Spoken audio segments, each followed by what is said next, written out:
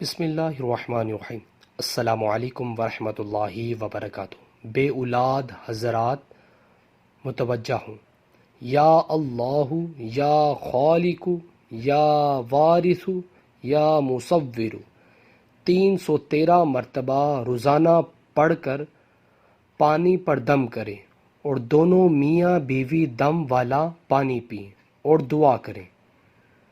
ماشاءاللہ۔ ویورز، یہ وظیفہ بے اولاد حضرات کے لیے انہیں چاہیے کہ انہیں 313 مرتبہ روزانہ یا اللہ، یا خالق، یا وارث، یا مصور پڑھ کر پانی پر دم کریں اور دونوں میاں بیوی دم والا پانی پئیں اور دعا کریں کہ اللہ تعالیٰ انہیں اولاد عطا فرمائے، تو انشاءاللہ عز و جل ان پر خاص نظر کرم فرمائے گی۔